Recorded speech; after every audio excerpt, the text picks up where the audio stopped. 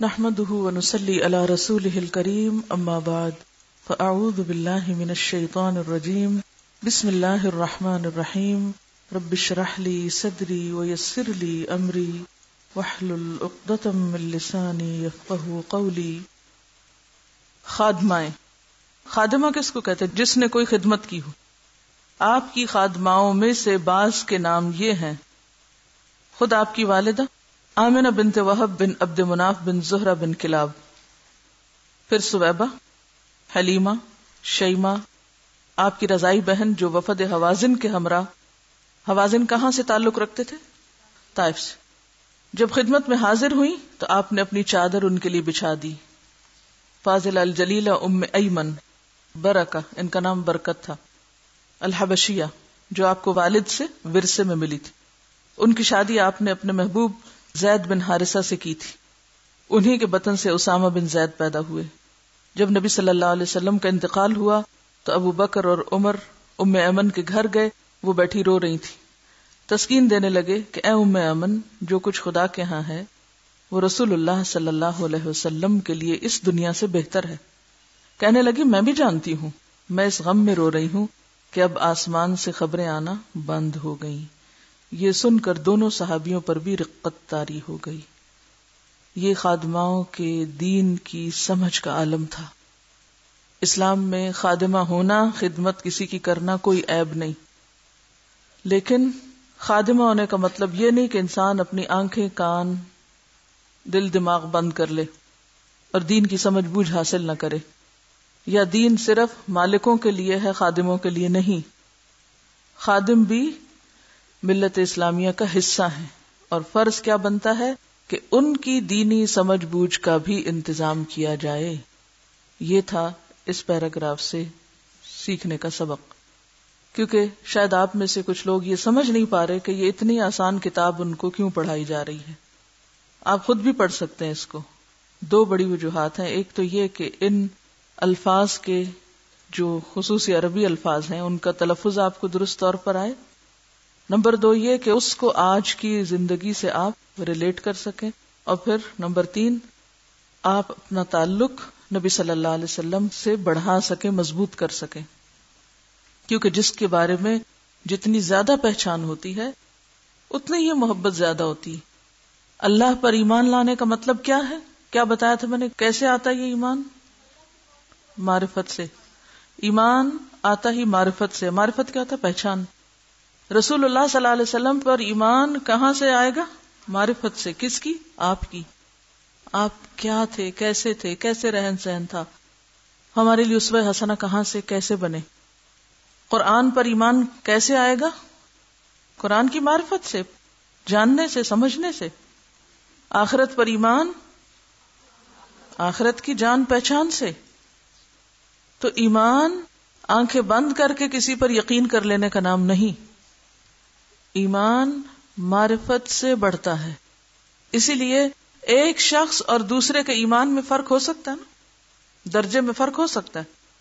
یہ فرق کس اعتبار سے ہوتا ہے، کہاں ہوتا ہے؟ جتنا معرفت کا لیول ہوگا اسی لیے وہ بڑھتا ہے. جس رفتار سے آپ کی معرفت بڑھتی ہے اسی رفتار سے آپ کا ایمان بھی بڑھتا ہے. اور جتنا آپ علم سے، معرفت سے دور ہوتے ہیں اتنا ہی آپ کا ایمان کمزور پڑتا ہے. جب ایمان کمزور پڑتا ہے تو نتیجہ کیا نکلتا ہے؟ عمل میں تنزل شروع ہو جاتا ہے، استقامت بھی ختم ہو جاتی. تو ایمان اور علم کا یہ سفر کب سے کب تک ہے؟ میرے خیالات نہیں، اپنے بتائیے. اپنے بتائیں گے؟ نبی صلی اللہ علیہ وسلم نے کیا بتایا ہمیں؟ یہ سفر کب سے کب تک کا ہے؟ طریقہ فرق ہو سکتا ہے. کبھی آپ کسی مجلس میں بیٹھ کے لیں اور کبھی آپ تنہا بیٹھ کے، اور کبھی کسی کو دے کے، کبھی لے کے علم اور کبھی دے کے. اور اگر غذا لینے کا سلسلہ بند ہو جائے تو پودا سوکھ جاتا ہے. ایک پودے کی زندگی میں وقت ہوتا ہے نا، اس کو اوپر سے پانی دینا پڑتا ہے، دینا پڑتا نا. پھر جب اس کی جڑیں مضبوط ہو جاتی تو پھر وہ نیچے سے، زمین کے اندر سے غذا لینے لگتا ہے. پھر آپ کو پانی نہیں دینا پڑتا. تو علم کے زندگی میں بھی ایک مرحلہ ایسا ہوتا ہے کہ آپ کو اوپر سے پانی دیتے رہنا پڑتا ہے. پھر آپ اتنے اسٹرانگ ہو جاتے ہیں کہ اب آپ کے اندر ایک معرفت یا غور و فکر کا ایک لیول اور ایک مضبوطی آ جاتی ہے. آپ ڈیپتھ میں جانے کے قابل ہو جاتے ہیں، گہرائی میں چلے جاتے ہیں. پھر آپ جو کچھ بھی پڑھتے ہیں آپ کے اندر ایک کرائیٹیریا ہوتا ہے، ایک فرقان ہوتا ہے. آپ پہچاننے لگتے ہیں کہ یہ شخص کیا کہہ رہا ہے، یہ کیا بول رہا ہے. صرف اتنا بتائیے کہ قرآن پڑھنے سے پہلے اور بعد میں کچھ فرق پڑا چیزوں کو دیکھنے کی نظر میں یا پہچاننے کی نظر میں، غور و فکر میں کچھ فرق پڑا؟ بہت بڑا فرق پڑتا ہے. قل هل يستوي الذين يعلمون والذين لا يعلمون، علم والے اور بغیر علم والے برابر نہیں ہوا کرتے. تو جب آپ ایک مضبوط درخت بن جاتے ہیں تو پھر آپ لینے کی بجائے کیا بن جاتے ہیں؟ دینے والے بن جاتے ہیں. اور اس میں پھر آپ کو آپ کا جو ماحول اور آپ کی بہت ساری چیزیں نہیں، آپ اب ایک اور مرتبے پہ یا لیول پہ چلے جاتے ہیں. اور جب تک آپ سمجھیں کہ ابھی وہ نہیں آیا، جب تک سیکھتے رہیں. جب تک آپ سمجھتے ہیں کہ ابھی پانی لینے کی ضرورت ہے تو لیتے رہیں.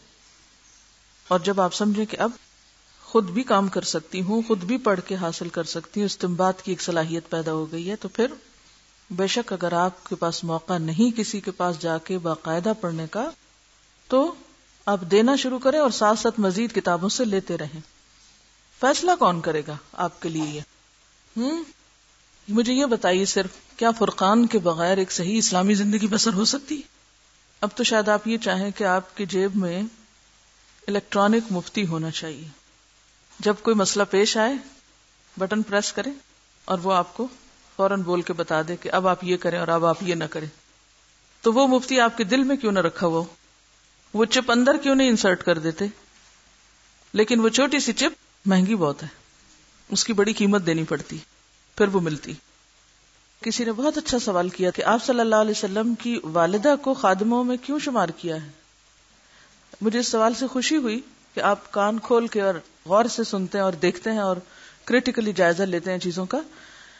یہ اس ترجمے میں غلطی ہے، اصل کتاب میں ایسا نہیں لکھا ہوا. میرے پاس اصل کتاب کا نسخہ یہاں نہیں تھا، تو اس ویکنڈ میں اسلام آباد گئی تو وہاں میری اصل کتاب رکھی ہوئی تھی، تو اس سے میں نے کچھ چیزوں کو درست کیا ہے. آپ بھی اسے درست کر لیں. دیکھیے، والدہ تو والدہ ہوتی، والدہ خادمہ نہیں ہوتی. تو کنفیوژن کہاں ہوئی؟ کنفیوژن اس طرح ہوئی کہ اصل کتاب میں عبارت کچھ یوں ہے کہ آپ کی والدہ ام ایمن، کیونکہ آپ کی جب والدہ کی وفات ہوئی تھی تو اس کے بعد کس نے آپ کو سنبھالا تھا؟ جب آپ کی والدہ آپ کو مدینہ لے گئی تھی، جب آپ 6 سال کی عمر کے تھے، تو اس وقت جو ام ایمن تھی انہوں نے والدہ کا کردار ادا کیا تھا. تو اصل کتاب میں ان کو والدہ لکھا ہوا ہے، اور وہ آپ کی پھر ظاہر ہے کہ خادماؤں میں سے بھی تھی. تو اس کنفیوژن میں یہاں پر نام جو ہے وہ والدہ کا بھی آ گیا. اصل کتاب میں والدہ خادمہ میں نہیں شامل. ٹھیک ہے. سبحانک اللہم و بحمدک، نشہد ان لا الہ الا انت، نستغفرک و نتوب الیک. السلام علیکم و رحمۃ اللہ وبرکاتہ.